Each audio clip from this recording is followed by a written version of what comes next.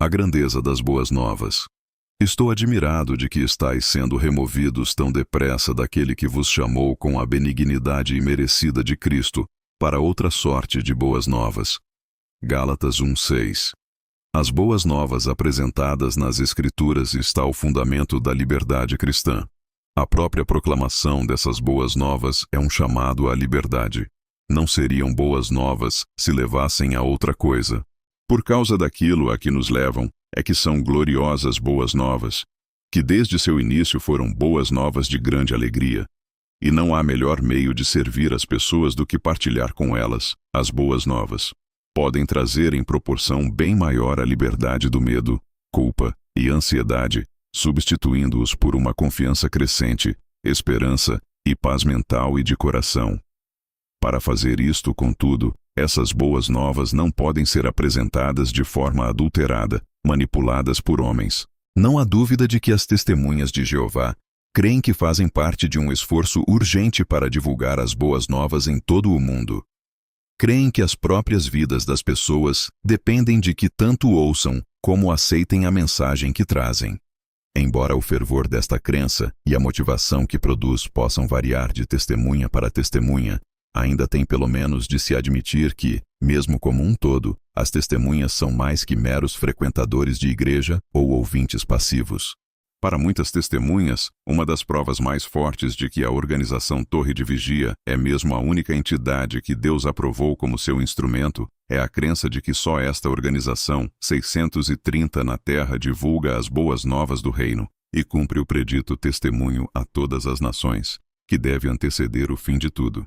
O ensino da Torre de Vigia é que a parábola das ovelhas e cabritos e a divisão das pessoas de todas as nações em duas classes, com o destino eterno dos indivíduos sendo pesado na balança, estão agora se cumprindo por meio do trabalho de porta em porta das testemunhas de Jeová, à medida que distribuem a literatura da Torre de Vigia e, em grau maior ou menor, fazem revisitas. Ao exortar as testemunhas à atividade de porta em porta, a organização faz uso frequente das instruções de Jeová ao visionário, homem com tinteiro de secretário, no capítulo 9 da profecia de Ezequiel, argumentando que o único modo em que esta pessoa simbólica podia ter cumprido sua missão de marcar com um sinal a testa dos que escapariam à vindoura destruição seria por contatar todos, principalmente por visitá-los em seus lares. Aqui também a afirmação é que as testemunhas de Jeová, e só as testemunhas de Jeová, estão realizando esta obra mundial de marcação. Os cerca de 8.600 ungidos dentre elas são a moderna classe do vigia, e afirma-se taxativamente que, naturalmente, os que se recusam a escutar o vigia de Jeová não têm esperança de sobrevivência. Os que aceitam a mensagem dele recebem na testa, sede da inteligência, o sinal salvador. Disse às testemunhas que deixar de participar nessa obra pode torná-las culpadas de sangue, em relação aos que morrerem. Toda esta obra de testemunho, marcação e separação, com consequências de vida ou morte, tinha de ser plenamente realizada durante a existência da geração que já vivia em 1914. Ensinava-se isto até 1995. As testemunhas recebem um fluxo constante de relatórios de aumento numérico em vários países, como evidência de que tudo isto é verdade e que a organização delas está, sozinha, e à parte de todas as outras religiões, cumprindo esta crucial tarefa global. Quão válidas são estas afirmações e até que ponto está se cumprindo o objetivo anunciado? Quão global é o testemunho mundial?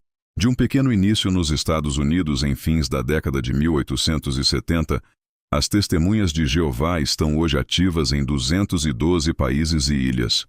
Os milhões de horas gastas anualmente no testemunho e as centenas de milhões de publicações distribuídas em dezenas de línguas são todos fatos concretos. Se a organização Torre de Vigia se contentasse em dizer que vem realizando uma notável proclamação internacional da sua própria mensagem, não haveria qualquer razão para discordar. Mas ela vai muito além ao afirmar que ela, e só ela, é o instrumento através do qual Deus divulga as boas novas a toda a humanidade, cumprindo deste modo a visão do anjo que tem boas novas eternas para declarar, como boas notícias aos que moram na terra, e a toda nação, e tribo, e língua, e povo. Um exemplo da imagem que a organização tem de si própria, acha-se na Sentinela de 1º de março de 1985, num artigo intitulado Lança-se luz em meio às trevas da terra, que trata do capítulo 60 da profecia de Isaías. Considerando os versículos 8 a 11 desta profecia, ele afirma que o lançamento da luz aplica-se especialmente de 1919 em diante. Menciona o decrescente número das testemunhas ungidas. E depois diz, página 16, este grupo que já fica idoso diminui em número, ao passo que um após outro termina a sua carreira terrestre em integridade. Restam ainda uns 9.000 deles. Mas outros que ascendem a milhões afluem como pombas para as aberturas de seu pombal, encontrando refúgio na organização de Deus.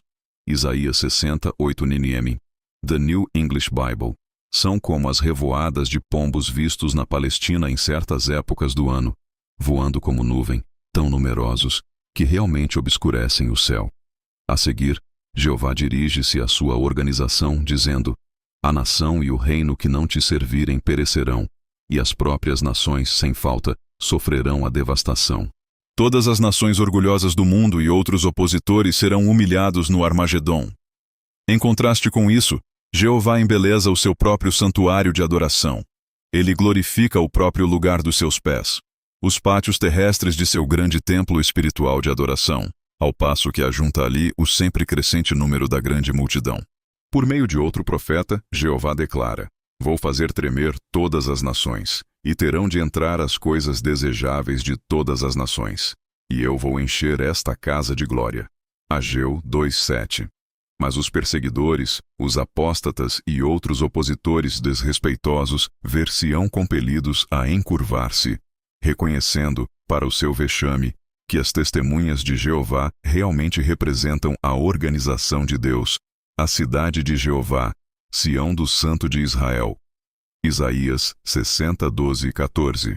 O artigo seguinte, intitulado Jeová apressa isso, apresenta então exemplos de notável expansão numérica em vários países, e na sua conclusão diz, página 22, alegramo-nos de que, nos últimos anos, Jeová tem cuidado tão maravilhosamente da expansão das dependências das congêneres da Sociedade Torre de Vigia. Atualmente, essas congêneres estão equipadas para ajudar grandes bandos de pombas. Portanto, participemos todos em deixar brilhar a luz das boas novas do reino para outros milhões de pessoas.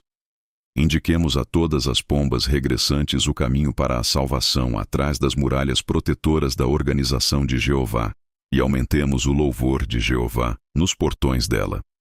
As testemunhas de Jeová têm, sem dúvida, usufruído um notável aumento em muitos países do mundo, algumas áreas produzindo aumento maior e mais rápido que outras. Conforme vimos, dá-se muita ênfase a essa expansão como evidência convincente da bênção divina. Mas será que o aumento numérico de adeptos de uma religião é sempre um guia ou indicador seguro de que ela é especialmente escolhida por Deus? Nunca se diz que outras religiões, como os Adventistas do Sétimo Dia e os Mormons, religiões que, como a organização Torre de Vigia, tiveram seu início nos Estados Unidos durante o século XIX, registraram aproximadamente a mesma taxa de crescimento que as testemunhas de Jeová. Obviamente, se aumento numérico fosse critério para determinar a aprovação e bênção de Deus, o enorme crescimento mundial da fé católica romana ao longo dos séculos, especialmente do IV século em diante, devia então ser prova definitiva de ter usufruído a bênção divina. O padrão usado para validar suas próprias pretensões, todavia, não é aplicado pela organização Torre de Vigia a outras religiões. Se o alvo era conseguir renome e adeptos em nível internacional, esse alvo foi atingido. Mas se o alvo é alcançar toda a humanidade com a mensagem da Torre de Vigia antes que chegue a destruição, então os resultados alcançados, até agora, estão muito, muito aquém do alvo. Basta considerar que a população da China, que ultrapassa agora 1 bilhão de pessoas, representa 1/5 da população total do mundo, e só existe um punhado de testemunhas de Jeová entre essa enorme população. Há cerca de 22,00 testemunhas na Índia, mas com sua população de mais de 1 bilhão de pessoas, isso representa apenas uma testemunha para cerca de 45.000 pessoas. À medida que o número de testemunhas na Índia cresce a uma taxa de 5% ao ano, em 2000, A população da Índia também está crescendo a uma taxa de cerca de 26 milhões de pessoas por ano. Atualmente, o tempo médio gasto em serviço de campo por cada testemunha na Índia é cerca de 1 hora por dia. A essa taxa, mesmo que o julgamento divino pudesse se basear em apenas 20 minutos de testemunho a um indivíduo, ainda assim as testemunhas só conseguiriam alcançar pouco mais de 1% das pessoas num ano. Mas a taxa anual de aumento da população da Índia é de 3%. E uma grande parte das horas gastas testemunhando envolvem falar com as mesmas pessoas em revisitas e estudos bíblicos domiciliares, ou simplesmente voltar a territórios cobertos anteriormente. Se todos os fatores permanecessem como agora, a taxa anual de aumento da população da Índia, o aumento anual de 11% das testemunhas, é altamente improvável que se mantenha. E se 80% de todo o tempo gasto fosse estritamente usado em contatar pessoas que não receberam testemunho antes, no ano 2014, as testemunhas só teriam alcançado pouco mais de metade da população da Índia com esses 20 minutos de testemunho de julgamento de vida ou morte. Além disso, esse longo período de oportunidade de modo algum se encaixa no cenário criado pela organização, pois se diz regularmente às testemunhas que estamos no limiar da grande tribulação. A proporção no Paquistão com os seus 136 milhões de habitantes é ainda mais desproporcional, 255.487 pessoas para cada testemunha. As populações da China, Índia e Paquistão juntas representam 2/5 da população mundial, 2 de cada 5 pessoas que vivem na Terra. E só uma fração ínfima desta enorme população tem um conhecimento mínimo da mensagem da Torre de Vigia. Parece puro egoísmo que alguma organização creia que um Deus justo e amoroso fundamente seu julgamento de vida ou morte de toda a humanidade nessa base tão terrivelmente desequilibrada e frágil. A tudo isto se pode acrescentar cerca de outros 635 milhões de pessoas que se encontram nos países predominantemente muçulmanos da Arábia, África do Norte e Ocidental, Indonésia, Bangladesh, Afeganistão e Turquia, onde também só uma fração diminuta da população foi contatada. Recordo que ao visitar o Marrocos numa viagem como superintendente de zona, em 1978, os missionários da Torre de Vigia ali me informaram que a sede mundial em Brooklyn os tinha instruído estritamente a não tentar testemunhar aos muçulmanos, mas que restringissem seu testemunho apenas à pequena população europeia, predominantemente cristã, daquele país. As testemunhas de Jeová, na realidade, estão hoje contatando, no máximo, cerca de metade da população da Terra numa escala digna de menção. Em certos países a cobertura é intensiva e no hemisfério ocidental, Europa e outros lugares, as testemunhas visitam as casas em algumas áreas com intervalos de até poucas semanas. No entanto, mesmo nestes países, incluindo os Estados Unidos, onde nasceu a organização Torre de Vigia, o fato é que aquilo que se diz às portas é breve, geralmente muito rotineiro e quase sempre se concentra na oferta de alguma literatura. A grande maioria das pessoas tem só uma vaga ideia do que a organização ensina, do que trata a sua mensagem. Basta perguntar a pessoas escolhidas por acaso nesses países o que é que elas sabem sobre as testemunhas de Jeová, para descobrir que, embora possam encarar as testemunhas basicamente como boas pessoas, para um alto percentual a única coisa que sabem da religião delas é que levam literatura de porta em porta. São contra outras religiões, e talvez que não aceitam transfusões de sangue ou não votam, ou posições negativas similares. Por terem no fundo bom coração, muitas testemunhas se perturbam com a ideia de que o destino das pessoas, quer a vida eterna, quer a destruição eterna, será supostamente decidido mediante a reação da população da Terra à proclamação pública da Organização das Testemunhas. Explicou-se o ponto de vista de que a morte, sem possibilidade de ressurreição, no Armagedon de milhões de pessoas que vivem em países como China, Paquistão ou Índia, é justificada pelo que se chama de responsabilidade comunal. Mas isto pouco diminui a preocupação. A afirmação de que quando um governo não permite que a organização Torre de Vigia desenvolva atividades no país controlado por esse governo, as pessoas então, por apoiarem o governo, partilham automaticamente da responsabilidade pela rejeição à organização Torre de Vigia, e a sua mensagem parece um esforço muito criativo de justificar a destruição eterna destas muitas centenas de milhões de pessoas, homens, mulheres e crianças. Especialmente nos casos em que a grande maioria das pessoas comuns não façam a menor ideia da mensagem da organização Torre de Vigia, ou talvez nem sequer saibam da sua existência. Numa linha de raciocínio bem similar, está o comentário feito numa assembleia de distrito realizada em Nova York, em 1980, para testemunhas de língua francesa, principalmente de origem haitiana, que vivem naquela área.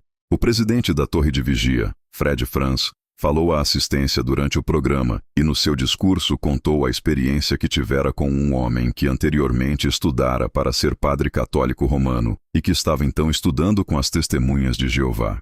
Ele falou das dúvidas desse homem sobre o Armagedon e de ele perguntar se era mesmo verdade que apenas os que se tornarem testemunhas de Jeová sobreviverão ao Armagedon e todos os outros sofrerão a destruição eterna. O presidente disse que sua resposta foi: "É o que as escrituras parecem mostrar." O homem reagiu: "Mas até criancinhas?" O presidente disse que replicou: "Bem, pequenas lêndias depois se tornam piolhos, e ratinhos crescem até se tornarem ratos grandes." O fato de ele ter contado esta experiência e estas respostas diante de toda a assembleia demonstrou claramente sua crença de que tal ponto de vista era válido. Se essas respostas satisfazem a alguns, eu não sei. Mas tenho certeza que outros as acham profundamente perturbadoras.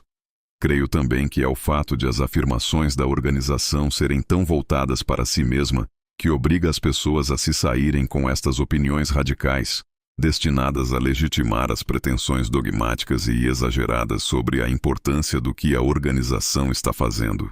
É essa mesma posição extremamente exclusivista que faz com que a organização não leve em conta o que outras denominações religiosas fizeram ou estão fazendo como sendo parte da proclamação das boas novas do reino, ou pelo menos minimize seriamente a importância dos seus esforços.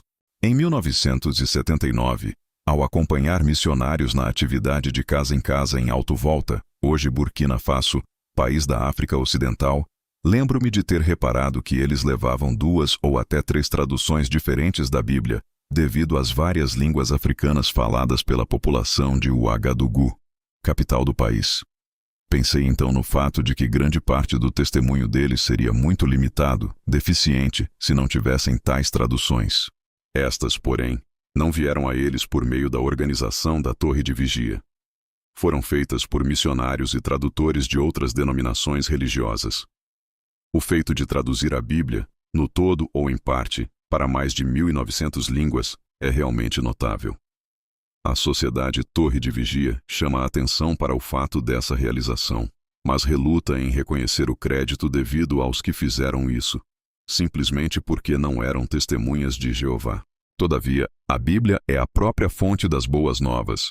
É onde as boas novas, tal como foram pregadas por Cristo e por seus apóstolos e discípulos, podem ser lidas na sua forma original, inalterada e não adulterada.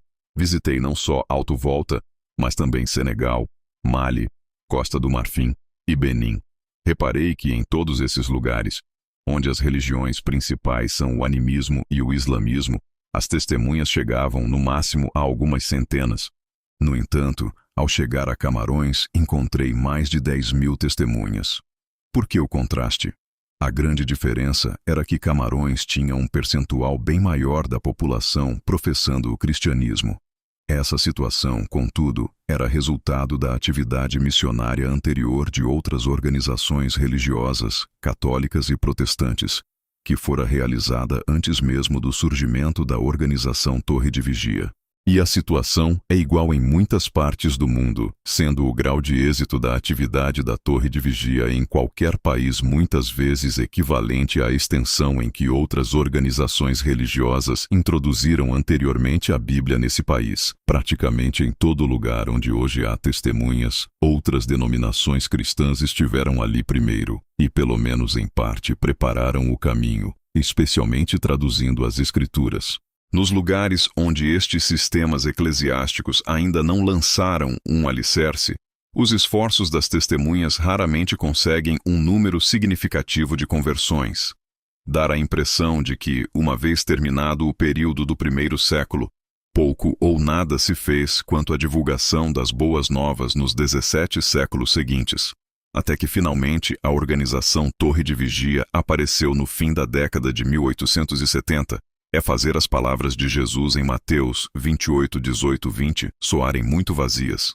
O que ele assegurou firmemente aos seus seguidores no seu trabalho de fazer discípulos foi: certamente estarei convosco sempre, até o próprio fim das eras. Quão eficaz é o testemunho! Se a trombeta não emitir um som claro, quem se preparará para a batalha? Assim acontece com vocês. Se não proferirem palavras compreensíveis com a língua, como alguém saberá o que está sendo dito? Vocês estarão simplesmente falando ao ar. 1 Coríntios 14, 8, 9, Nova Versão Internacional. Além da quantidade e extensão desta atividade de testemunho, que dizer da sua qualidade? Meros números num gráfico não revelam isto. Mesmo superficialmente, podem-se ver problemas óbvios, que de longe a maior parte do que chamam declarar as boas novas é simples apresentação e distribuição de livros e revistas, a grande maioria dos quais se admite que nunca são lidos. Em meus 40 anos de serviço ativo, acompanhei individualmente milhares de cotestemunhas em muitos países quando iam de porta em porta. Só raramente senti que o que diziam às portas podia se qualificar como algo próximo de um real testemunho do cristianismo. Afirmava-se, até alguns anos atrás, que era por meio desta atividade que as pessoas estavam sendo divididas em classes de ovelhas e cabritos, sob direção angélica, estando em jogo um desfecho de vida ou morte. Não posso crer que um Deus justo julgaria jamais qualquer humano como digno de ser salvo com base em ele aceitar ou não as apresentações de porta em porta que ouvi, ou as que eu mesmo fiz, segundo as instruções para o serviço de campo da organização. A impressão geral que fica em muitos ouvintes é, sem dúvida, de que são pessoas interessadas em vender literatura religiosa ou em advogar suas crenças sectárias particulares. Igualmente significativa é a falta geral de sério interesse em dar ajuda adicional aos visitados, atitude que tem sido endêmica na organização desde que posso me recordar. Certamente isto não se aplica a todas as testemunhas, mas de toda uma vida de associação posso acrescentar meu testemunho ao de outros já citados, de que aqueles a quem isto não se aplica são exceção em vez de regra. Predomina entre muitas testemunhas a sensação do dever cumprido quando passam 1 hora ou mais dando testemunho de porta em porta. Deram de seu tempo, e essa é, evidentemente, sua grande preocupação. A grande maioria dos que aceitam literatura não são revisitados. Embora se distribua enorme quantidade de literatura, a eficácia desta gigantesca distribuição é muito limitada. Um ancião antigo, em resposta a um pedido de comentários feito pela organização em fins dos anos 70, escreveu para a sede mundial: cobrimos os Estados Unidos da América com nossa literatura e, em menor grau, o resto do mundo. Quando nos perguntamos honestamente que proporção dos milhões de livros e revistas e folhetos que publicamos chegam a ser lidos pelas pessoas, talvez achássemos alarmante verificar como são poucos. Mesmo entre os nossos irmãos, se olharmos honestamente os fatos, provavelmente menos de metade da literatura que entra na casa chega a ser lida pela maioria deles. Outro respeitado ancião, também respondendo a um pedido de observações da organização, escreveu: conforme discutido previamente, nossa literatura não está sendo lida pelos publicadores, testemunhas ou pelo público. Cerca de 1/3 dos publicadores lê a literatura, muito menos o público.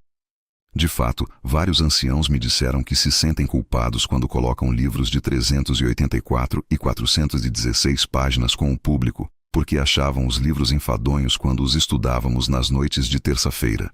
Eles próprios não os liam uma segunda vez, e me perguntavam como é que o público poderia ter algum apetite para isso se eles reagiam assim. Portanto, grande parte do testemunho que se dá, na verdade, vai para o ar, sem nenhum efeito informativo genuíno. É como se a distribuição de centenas de milhões de publicações por si só desse à organização um sentimento de dever cumprido, sem nenhuma real preocupação de que a vasta maioria delas não é lida. métodos alternativos ou mais eficazes de ajudar as pessoas do que distribuir livros e revistas de porta em porta não são sequer considerados. Ergueu-se um grande sistema editorial que produz um constante fluxo de literatura que precisa ser escoada. A necessidade de distribuir predomina sobre as outras, mais vitais. No passado, o mensário de serviço de campo da organização, nosso Ministério do Reino, promoveu, algumas vezes, que se desse maior ênfase à própria Bíblia na atividade de casa em casa. Mas alguns meses depois, invariavelmente, surgem artigos lembrando às testemunhas que continuem a oferecer os livros e revistas e volta-se ao padrão costumeiro da ênfase à colocação de literatura. As boas novas sobre o Filho de Deus são chamadas de gloriosas boas novas.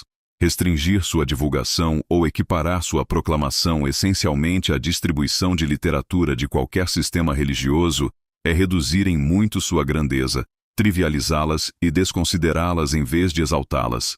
Minimizando tudo o que foi feito por outros grupos religiosos no passado, a Sentinela de 1º de novembro de 1981, página 17, afirma: compare a pessoa sincera à espécie de pregação do Evangelho do Reino feita pelos sistemas religiosos da cristandade durante todos os séculos, com a feita pelas Testemunhas de Jeová desde o fim da Primeira Guerra Mundial em 1918. Não são iguais. A das Testemunhas de Jeová é realmente Evangelho, ou Boas Novas, sobre o reino celestial de Deus, estabelecido pela entronização de seu Filho, Jesus Cristo, no fim dos tempos dos gentios em 1914. Como ela mesma admite, a organização Torre de Vigia tem seu próprio tipo especial de boas novas, ligadas indissoluvelmente a certa data. Isto, todavia, suscita a seguinte pergunta: as boas novas originais ou uma versão alterada? Ainda mais vital que os fatores já discutidos é a questão de se as boas novas do reino, assim pregadas, são as mesmas boas novas do reino, pregadas por Cristo e seus apóstolos. Temos uma clara apresentação do que Jesus e seus apóstolos entendiam como boas novas. Se simplesmente pegarmos o relato bíblico e lermos o livro de Atos e os vários escritos dos apóstolos, é notável o contraste entre suas declarações de boas novas e aquelas que as testemunhas falam às portas. A mensagem da Torre de Vigia é voltada para boas novas que tratam principalmente das condições mundiais negativas e da esperança de iminente alívio dos problemas que estas causam, por meio da introdução de um novo mundo que está próximo o tempo todo, dirigido por um novo governo celestial. Isto é, sem dúvida, um forte atrativo, já que é normal na natureza humana preocupar-se de modo mais imediato com as pressões externas existentes, que trazem indesejáveis dificuldades. A ideia de um governo é a que predomina na mente das Testemunhas de Jeová quando pensam no reino, e seu conceito sobre esse governo é incrivelmente similar ao dos modernos governos do nosso tempo. A Sociedade Torre de Vigia, de fato, tem publicado tanto artigos como esboços de discursos que traçam paralelos entre o reino e tais governos, descrevendo os aspectos administrativos, legislativos, judiciários e educativos de ambos, incluindo as evidências de que o reino é um governo atuante desde 1914 com sua provisão e administração de leis escritas, e a provisão de um programa educativo para seus súditos, bem como a capacidade de financiar tal programa, até comparando a atual população sujeita a esse governo com a população de vários países pequenos. Parece incrível neste respeito que os redatores da Torre de Vigia não vejam que sua organização fez a mesma coisa que condenam em outras religiões, principalmente a Igreja Católica.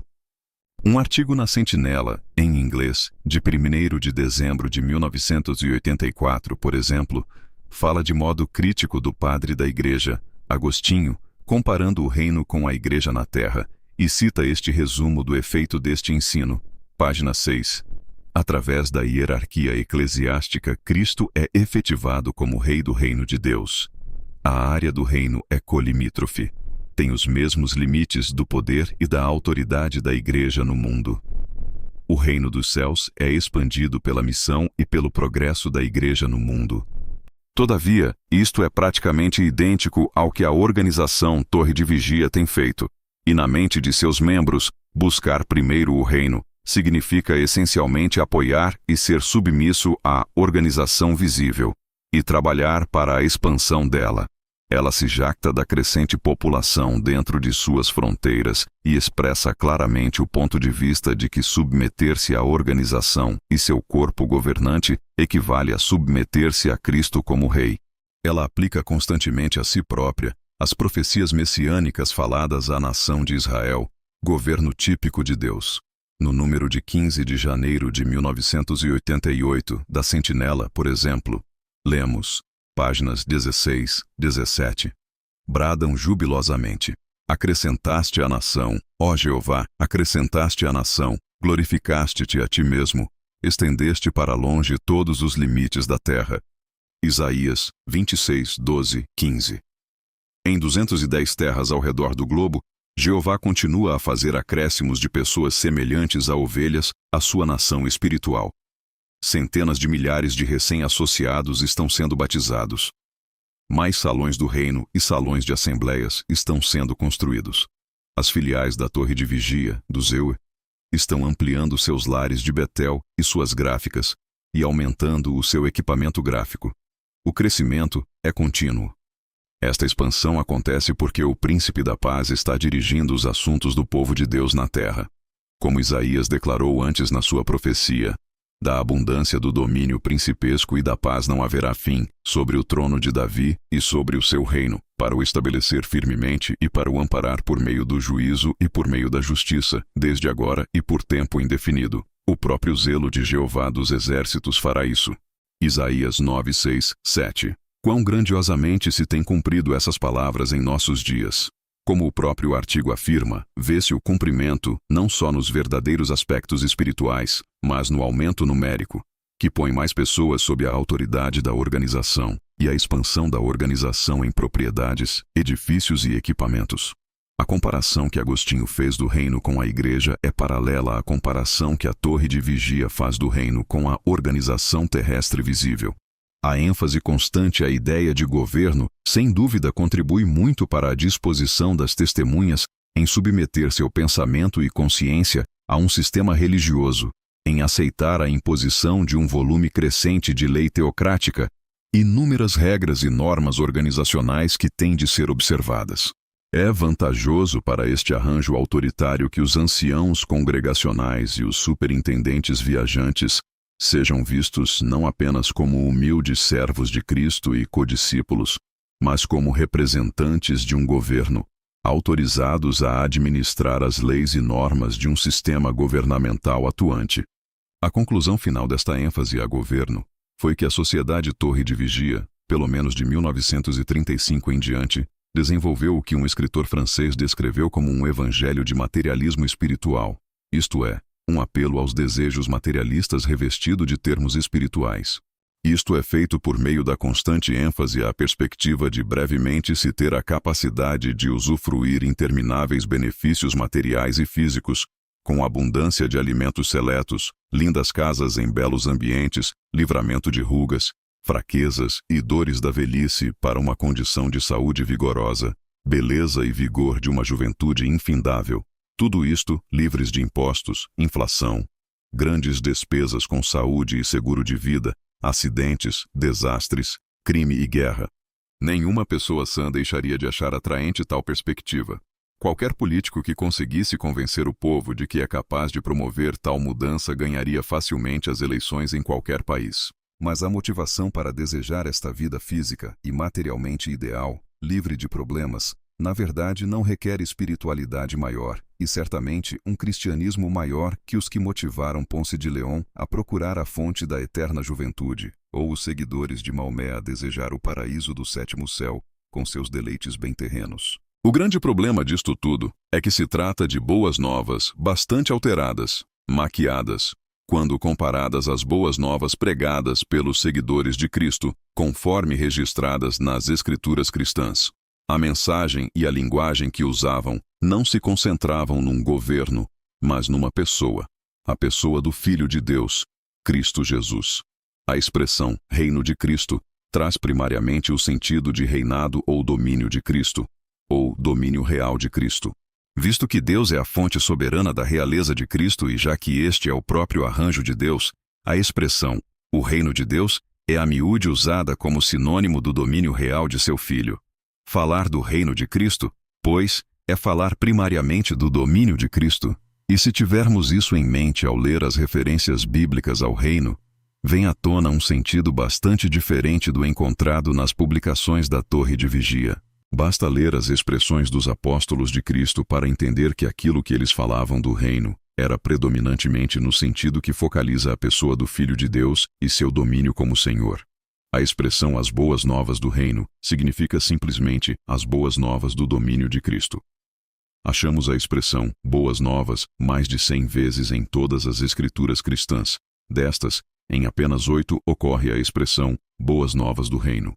Em todos os outros casos, as boas novas são especificamente declaradas como as boas novas acerca do Cristo, ou expressões similares, ou o contexto mostra que a referência é a ele, a pessoa, não a um governo. Fundamento e essência das boas novas.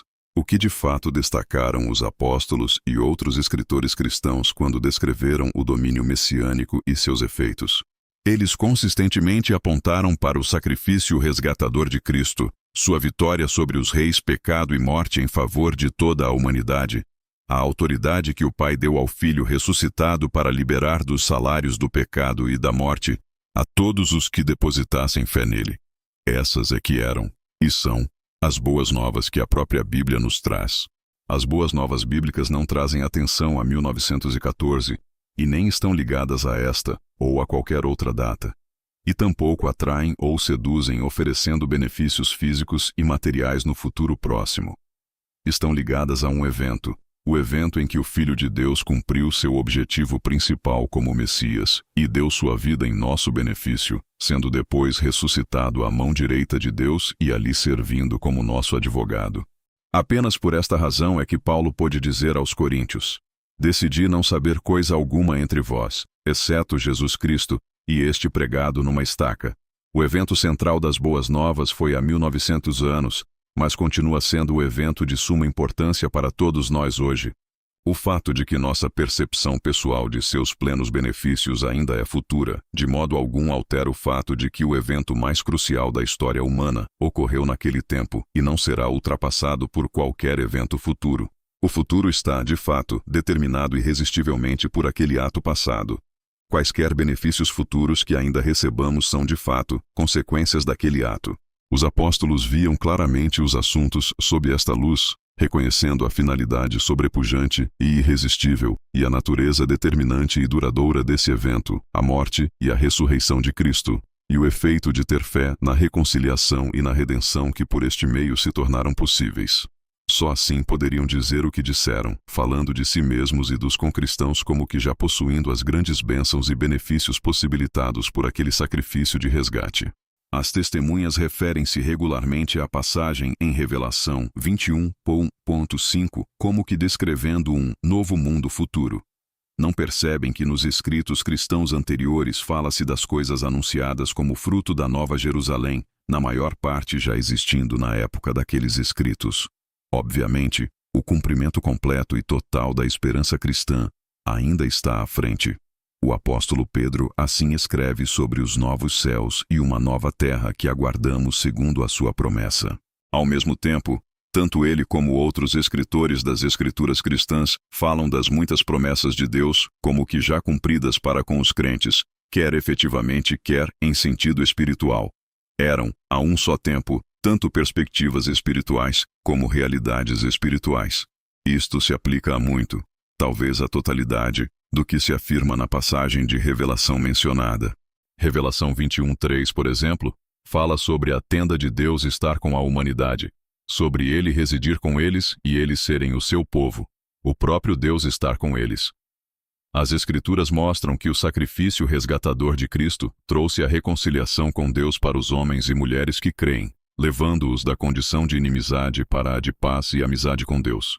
Por essa razão, o apóstolo pôde falar que os cristãos eram, naquela mesma época, templo de um Deus vivente, no qual o Espírito de Deus mora, um lugar para Deus habitar por Espírito, e pôde citar a profecia de Isaías, onde a mesma expressão se acha em Revelação capítulo 21.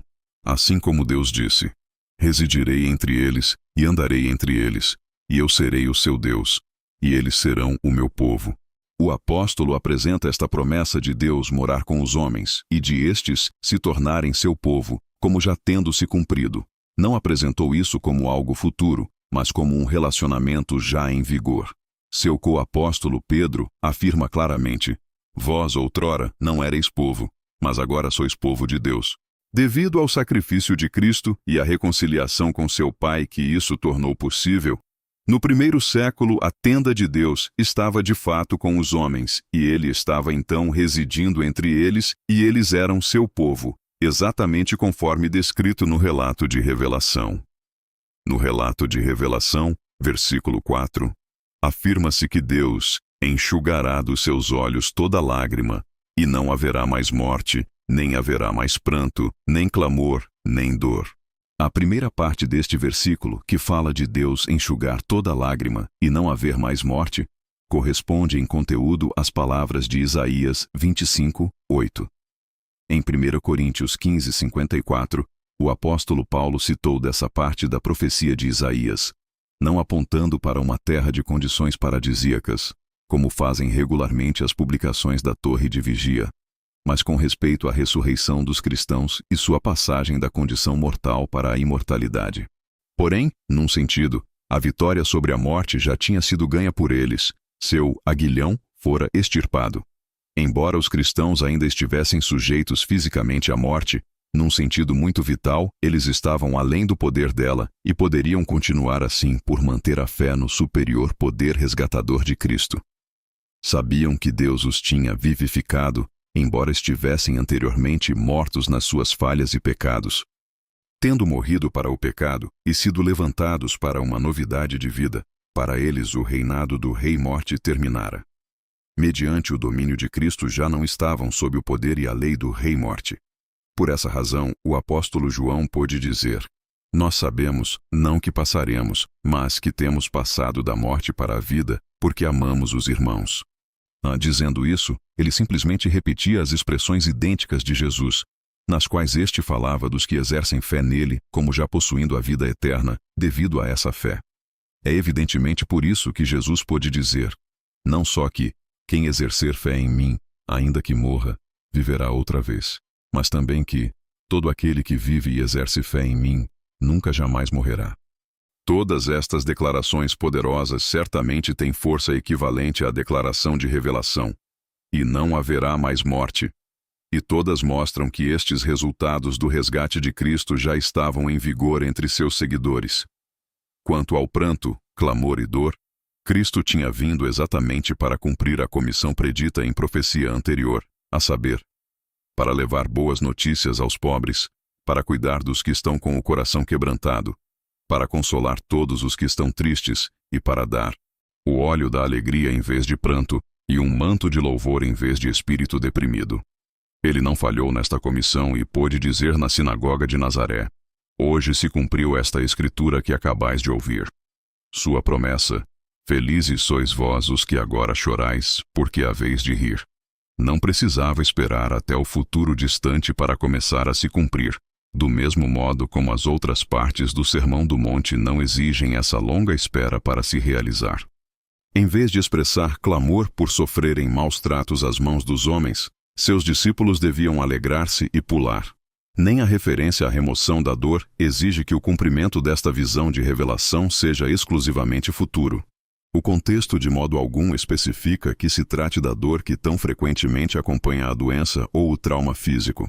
A tradução do termo usado pelo apóstolo João, grego, ponos, é, em si, uma questão de opção do tradutor, já que a palavra significa basicamente labuta, e apenas por implicação, dor ou angústia. Portanto, a tradução francesa de de Oosterwald lhe confere seu sentido básico, traduzindo-a por travail, labuta, e as traduções espanholas de Nacar Colunga e Bover Cantera traduzem-na ambas por trabalho. Cristo fez o atraente convite a todos que estivessem labutando e sobrecarregados, para que viessem a ele e achassem, exatamente naquela ocasião, e dali em diante, revigoramento e descanso para suas almas. Seus líderes religiosos tinham jogado sobre eles fardos pesados por meio de seu rígido e inflexível legalismo, com sua ênfase a obter uma condição justa diante de Deus através de obras específicas. Jesus comparou isto a colocar cargas pesadas nos ombros de homens, algo certamente doloroso para se carregar. As boas novas trazidas pelo Filho de Deus os habilitaram a livrar-se de todos estes fardos, da frustração e da fadiga do empenho de satisfazer tais requisitos opressivos, e assim acabar com a dor, tanto emocional como mental, causada por este esforço. As expressões, as coisas anteriores já passaram e, eis que faço novas todas as coisas, também têm um claro paralelo em declarações escritas pelos apóstolos, com referência a uma relação e situação vigentes na ocasião, e não limitada a uma época futura, distante. Em linguagem quase idêntica à de revelação, o apóstolo João escreve: consequentemente, se alguém estiver em união com Cristo, ele é uma nova criação. As coisas antigas passaram, eis que novas coisas vieram à existência. Quão verazes eram essas palavras na época! Um velho pacto fora substituído por um novo, e as leis de Deus estavam agora escritas nos corações daqueles que se tinham juntado a seu Filho. Embora anteriormente mortos no pecado, os cristãos tinham sido levantados para viver uma nova vida, como se tivessem tido um novo nascimento, servindo no novo caminho do Espírito e não no velho caminho do código escrito. Os crentes, judeus e gentios, constituíram um novo homem e se reconciliaram com Deus, entrando numa relação como filhos dele. Uma nova força agora moldava seu pensamento, e eles se desfizeram do velho procedimento de vida e se revestiram de um novo, constantemente renovado à semelhança de seu Criador. Não mais sujeitos a um sacerdócio humano em seus tratos com Deus, podiam agora se aproximar dele na plena certeza por um caminho novo e vivente, aberto a eles por seu único sumo sacerdote e mediador, o Filho de Deus. Transferência para o reino, que mudança maravilhosa o ato sacrificial de Cristo tinha produzido para seus discípulos e que nova relação maravilhosa ele proporcionou. Cristo tem deveras uma nação espiritual sobre a qual ele reina, mas esta é composta de todas as pessoas na terra que nele depositaram fé e que a ele se submetem como cabeça espiritual e como único mediador entre eles e Deus. A sujeição, as fronteiras e o aumento numérico da organização nada tem que ver com isto.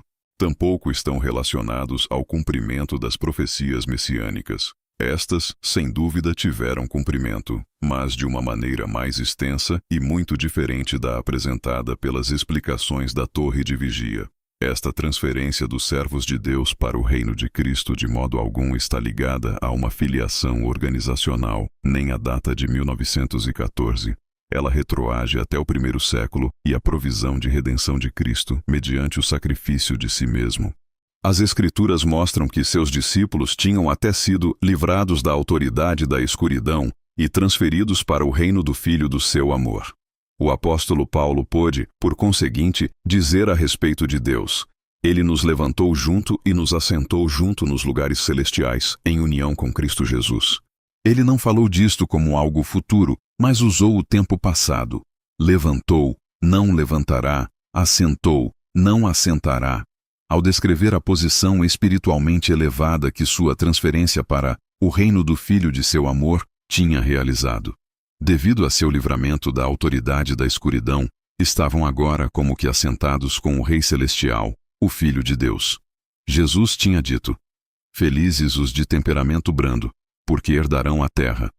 Felizes os pacíficos, porque serão chamados filhos de Deus. Em resultado da morte e da ressurreição de Cristo e da sua fé no poder destas, seus seguidores tinham agora se tornado filhos de Deus, e, portanto, se tornaram também co-herdeiros de Cristo e herdeiros de Deus, a quem pertence a terra e o que a enche. Porque eles agora eram adotados na família real de Deus, o apóstolo pôde falar no tempo presente ao dizer a seus concristãos: Porque a vós pertencem todas as coisas, quer Paulo, quer Apolo, quer Cefas, quer o mundo, quer a vida, quer a morte, quer as coisas agora aqui, quer as coisas por vir, a vós pertencem todas as coisas. Por sua vez, vós pertenceis a Cristo. Cristo, por sua vez, pertence a Deus. Em tom similar, o apóstolo Pedro escreveu: também no tempo presente, vós sois raça escolhida, sacerdócio real, nação santa, povo para propriedade especial, para que divulgueis as excelências daquele que vos chamou da escuridão para a sua maravilhosa luz. Eles não eram meramente sacerdotes de Deus, mas sacerdotes reais. E o termo real no grego, basileios, vem da mesma raiz que a palavra reino, Basileia. Pedro afirma que os cristãos a quem ele escreveu já eram naquele tempo um sacerdócio real ou reino de sacerdotes. Em Revelação 1:6, portanto, João emprega o tempo passado ao dizer que Cristo fez de nós um reino, uma casa real, neb, sacerdotes para seu Deus e Pai. Tudo isto certamente tem de ser considerado para se entender expressões posteriores do livro de Revelação, como quando se diz no capítulo 5, versículo 10, fizeste deles um reino e sacerdotes para o nosso Deus, e hão de reinar sobre a terra. Pode-se observar que a tradução do Novo Mundo aqui reza sobre a terra, e no entanto o próprio gráfico da torre de vigia no frontispício da tradução interlinear do reino, em inglês, mostra que a preposição grega usada aqui, epi, tem o sentido básico de upon, em cima da na, e não over. Sobre, grego, hyper. Embora epi possa ser vertida como sobre, quando o contexto exigir tal mudança no sentido básico, essa mudança, como se pode ver, dificilmente é necessária aqui. Seja como for, todas as declarações apostólicas já citadas demonstram claramente que os discípulos de Cristo na terra já eram um reino e sacerdotes de Deus, em sentido espiritual. Eles faziam parte da família real de Deus, filhos do rei, e o poder do rei atuava neles e através deles. Sua posição real como filhos do rei do universo não se expressava em termos de majestade terrena ou riqueza material, nem pelo exercício de poder político, ou por ditarem ordens aos outros como se fossem exaltados sobre eles e superiores a eles. Mas seu Pai, para quem as nações são como uma gota de um balde, e como a camada fina de pó na balança, para quem todos os habitantes da terra são considerados como simplesmente nada, e ele age segundo a sua própria vontade entre o exército dos céus e os habitantes da terra, tinha-os autorizado a serem seus representantes reais para cumprirem sua missão na terra, declararem seus decretos e julgamentos reais. Muito tempo atrás, Jeová comissionou Jeremias para estar sobre as nações e sobre os reinos, para desarraigar e para demolir e para destruir e para derrubar, para construir e para plantar. Fez isso, não pondo Jeremias sobre eles como governante literal, mas pondo suas palavras na boca de Jeremias, pois a palavra de Deus é poderosa, irresistível, e o que prediz é tão eficaz como se já estivesse feito. Tendo falado à humanidade por intermédio dos profetas, Deus agora nos falou por intermédio do seu Filho, e a palavra, ou mensagem falada por ele, tinha de servir, ela própria, como juiz para toda a humanidade. Esse Filho, desde sua ascensão em diante, tem exercido toda a autoridade no céu e na terra, e seus discípulos e co-herdeiros na terra têm o privilégio real de dar a conhecer sua palavra. Quando apresentada livre de alterações e adulterações, essa palavra tem seu próprio efeito julgador resultante. Como discípulos de seu Filho, servem com a confiança de que o poder soberano de Deus os apoia e sustém, e que não há na terra nada que ele não possa ou não vá usar para apoiá-los e abençoá-los, pois eles fazem parte de sua família real. Jamais sentirão falta de algo de que realmente necessitem para prosseguirem e cumprirem seu propósito na terra. Jamais perderão algo de valor genuíno e duradouro, pois, se Deus é por nós, quem será contra nós? Aquele que não poupou seu próprio Filho, mas o entregou por todos nós, como não nos dará juntamente com ele, e de graça, todas as coisas? Quem nos separará do amor de Cristo? Será tribulação, ou angústia, ou perseguição, ou fome, ou nudez, ou perigo, ou espada? Mas em todas estas coisas, somos mais que vencedores, por meio daquele que nos amou. Pois estou convencido de que nem morte nem vida, nem anjos nem demônios, nem o presente nem o futuro, nem quaisquer poderes, nem altura nem profundidade, nem qualquer outra coisa na criação será capaz de nos separar do amor de Deus que está em Cristo Jesus, nosso Senhor. Estas são, sem dúvida, as melhores novas, para os que entendem o valor vital e superior das bênçãos espirituais. Essas genuínas boas novas, infelizmente, são obscurecidas quando as pessoas são, em vez disso, encorajadas a concentrar seus pensamentos e desejos em benefícios essencialmente materiais, perpetuamente descritos como logo à frente, como boas novas substitutas de concepção humana. As testemunhas, se refletirem um pouco no assunto, dificilmente deixarão de reconhecer que as boas novas, conforme apresentadas no primeiro século, são uma versão diferente das que estão habituadas a ouvir, ler e falar às portas, como se a versão original tivesse de algum modo ficado desatualizada, ultrapassada, inadequada para a época. O apóstolo Paulo disse aos coríntios que, quando foi ter com eles, tinha decidido não saber coisa alguma entre vós, exceto Jesus Cristo, e este pregado numa estaca.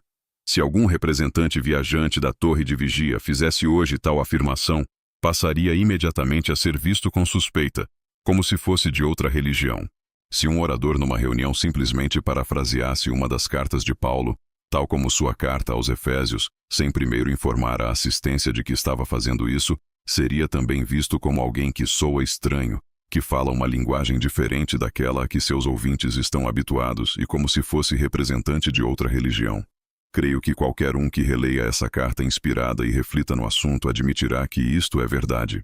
Estranhamente, gasta-se pouco tempo na consideração dos grandes ensinos cristãos apresentados de início, e isto não surpreende, já que se crê que estes só se aplicam a menos de 1%, de fato, só 0,2% do total de membros da organização. O poder das boas novas transforma vidas. O mundo atual e o domínio político existente na Terra geram inegavelmente muitos problemas, irritações, frustrações, dificuldades e até sofrimentos para todos nós. Mas todos estes juntos parecem pouco em comparação aos efeitos desastrosos, humanamente insolúveis e irremediáveis que nos impõem os reis pecado e morte. No primeiro século, as boas novas eram de que os que tivessem fé no ato resgatador de Cristo podiam então ficar livres da pesada sensação de culpa induzida por sua condição pecaminosa, e de que seus pecados estavam plenamente perdoados, e eles estavam reconciliados com Deus e em paz e amizade com Ele. Mais ainda, eles agora eram aceitos por Ele na sua família como seus filhos, filhos do Altíssimo. Os repetitivos sacrifícios feitos sob o pacto da lei e por meio de uma classe sacerdotal especial tinham constantemente servido como lembrete do pecado, com seu consequente sentimento de culpa, e apesar dos muitos sacrifícios que o povo tinha feito ao longo dos anos, havia sempre a consciência de que isto ainda era insuficiente para de fato obter uma condição justa e o prêmio da vida por meio deles. Mas agora, com um único sacrifício, Cristo acabara com qualquer necessidade de mais sacrifícios expiatórios de pecados. Agora, os servos de Deus podiam oferecer uma forma de sacrifício totalmente diferente, os sacrifícios de louvor e amor. Estes eram manifestados, não por ações praticadas segundo procedimentos e regulamentos, mas em ações que eram livre e espontaneamente motivadas pelo coração, sem nenhuma sensação de expiação pelos pecados, nem de remissão de dívidas com o consequente sentimento de culpa. Os cristãos do primeiro século tinham entrado no descanso de Deus, em que os repetitivos esforços para provar a própria justiça eram agora coisas do passado. Antes disto, o acesso à presença de Deus conforme simbolizado no Santíssimo do Templo, limitava-se a poucos, os do sacerdócio. Quem tentasse aproximar-se para entrar ali, fazia-o com perigo de vida. Mas agora que Cristo se tornara seu sumo sacerdote nos céus, à mão direita de Deus, seus seguidores todos podiam, pessoal e individualmente, ter denodo para com o caminho de entrada no lugar santo, pelo sangue de Jesus, e foram de fato encorajados a aproximar-se com franqueza no falar do trono de benignidade imerecida, sem ter de depender de intermediários humanos para isso. Não mais estavam sob o código da lei, que constantemente os lembrava de suas fraquezas e de sua falha em não atingir a perfeição dela, pois agora as leis de Deus estavam escritas em suas mentes e corações. Não mais precisariam de uma classe sacerdotal especializada para ensiná-los a conhecer a Deus, pois todos eles, desde o menor até o maior deles, conheceriam a Ele e ele não se lembraria mais dos seus pecados. Servir a ele poderia ser, como nunca antes, verdadeira fonte de alegria. Para a vasta maioria das testemunhas de Jeová, o poder das boas novas perde lamentavelmente muito de sua alegria e vigor.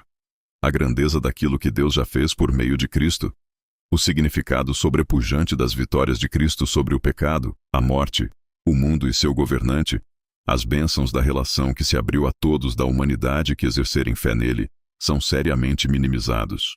Tudo isto resulta do empenho da organização em manter seu ensino de duas classes de cristãos, em que uma classe, a imensa maioria, não tem posição própria diante de Deus, mas somente em virtude de sua associação com a outra classe.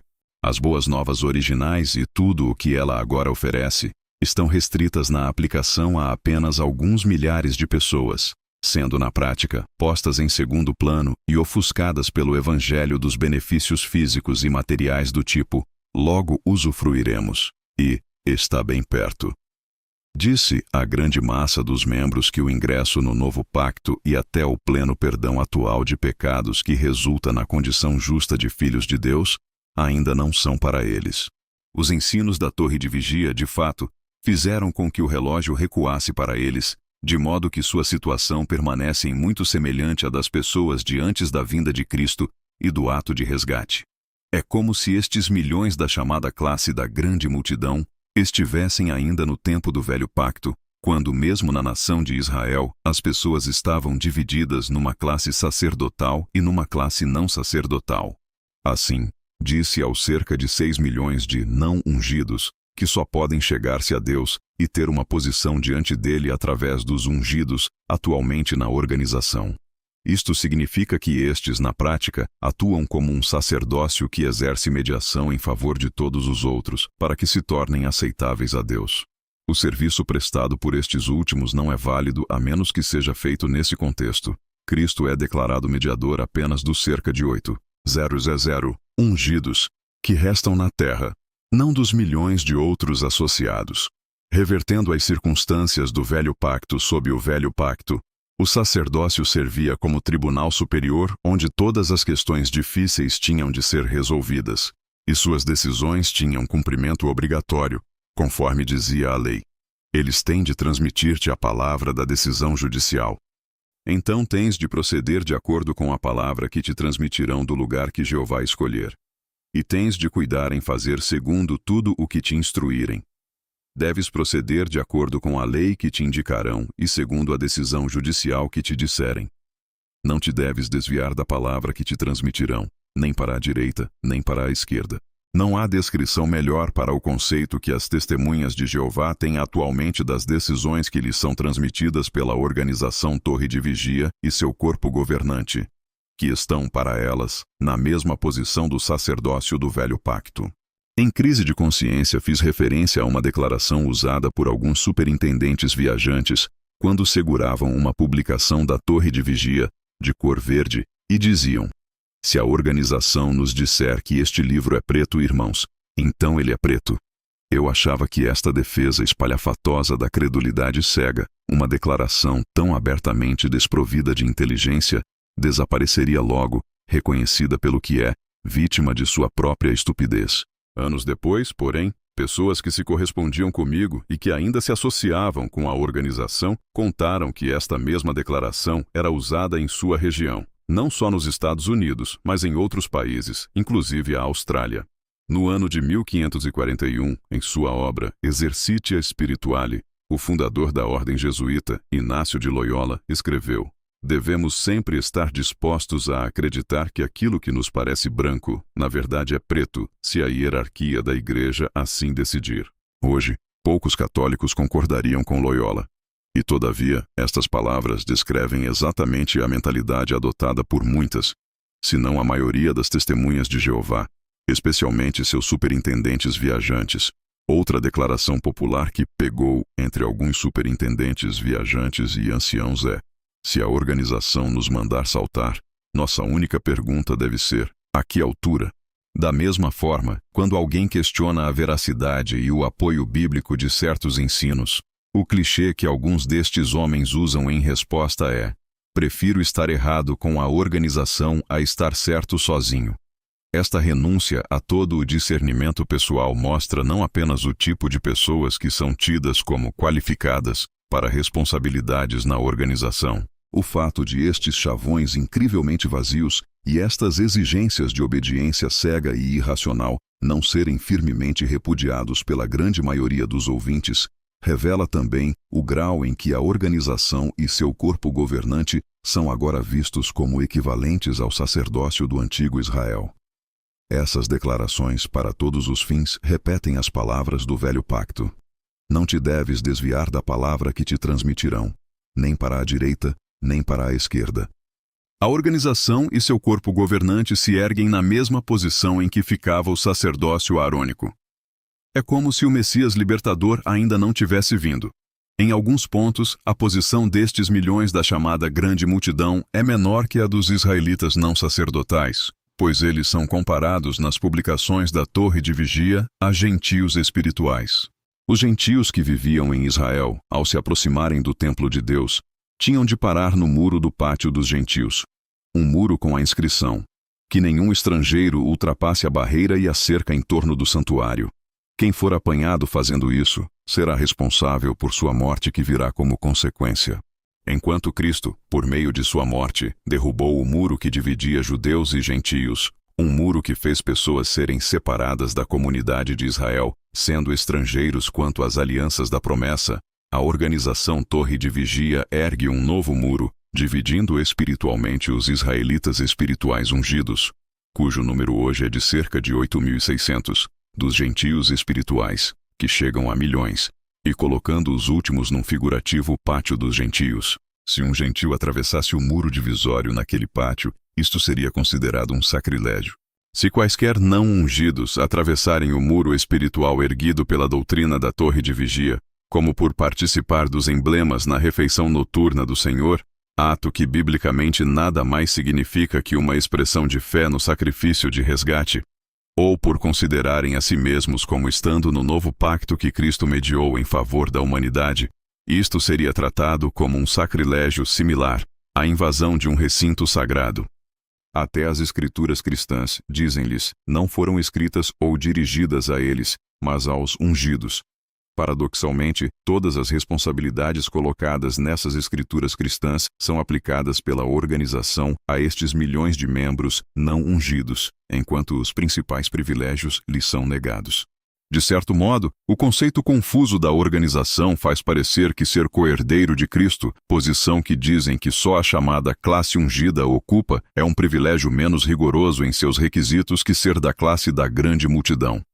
Os ungidos entram em sua posição privilegiada como filhos de Deus, diretamente declarados justos, e por ocasião de sua morte, em alguns casos após apenas relativamente poucos anos de serviço, têm sua herança assegurada e no dia de julgamento de Deus são imediatamente aceitos em sua presença, e não 1000 anos mais tarde. Isso não acontece com os da classe da grande multidão. O tempo deles ainda não chegou, e se quiserem vê-lo, terão de labutar obedientemente sob a direção da organização, tendo de enfrentar depois uma grande tribulação. Tampouco termina aí, pois depois disto estarão, na prática, sendo julgados durante 1000 anos, visto que o milênio é representado como um dia de julgamento de 1000 anos. O sacrifício de Cristo trouxe os crentes de debaixo da lei para a benignidade imerecida ou graça de Deus. Segundo o conceito da Torre de Vigia, os que sobreviverem ao Armagedon voltam a estar debaixo da lei, como afirma o livro Caiu Babilônia, a Grande. O reino de Deus já domina, explicando Revelação 20:12-13. Os rolos que o apóstolo João viu serem abertos não são os registros da anterior vida terrestre dos que estão de pé perante o trono de julgamento, mas são os livros de lei de Jeová. Quer dizer, são as publicações que especificam a sua vontade para todos na terra, durante o reino milenar de Cristo. Depois de se ter publicado e divulgado o que está escrito nestes rolos de lei, as pessoas serão julgadas pelas leis e instruções encontradas nestes rolos, segundo as suas ações. Não as ações praticadas nesta vida, ou antes de se publicarem os rolos, mas as suas ações depois, enquanto estiverem em julgamento. O juiz de Jeová Jesus Cristo poderá durante todo o dia de julgamento de 1000 anos executar a sentença de destruição em qualquer humano que se mostre incorrigível. Mas, por meio deste dia de julgamento, todos os homens terão a oportunidade de aprender a justiça. Isaías 26, 9, 2 Pedro 3, 8. Embora se mostrem obedientes e aprendam a justiça durante o dia de julgamento milenar de Cristo, ainda assim terão de passar pela prova final da devoção inabalável à soberania universal de Jeová, depois de terem terminado os 1000 anos, tempo em que serão soltos Satanás e seus demônios. Então ficarão de pé diante daquele sentado no grande trono branco, sem benefício de um intermediário, portanto, estarão por conta própria. Se passarem esta prova decisiva com obediência fiel a Jeová Deus, o soberano universal, então pela primeira vez escreverá ele, o juiz supremo de todos, seus nomes no rolo da vida, autorizando-os assim a usufruírem a vida humana perfeita para sempre na terra paradisíaca.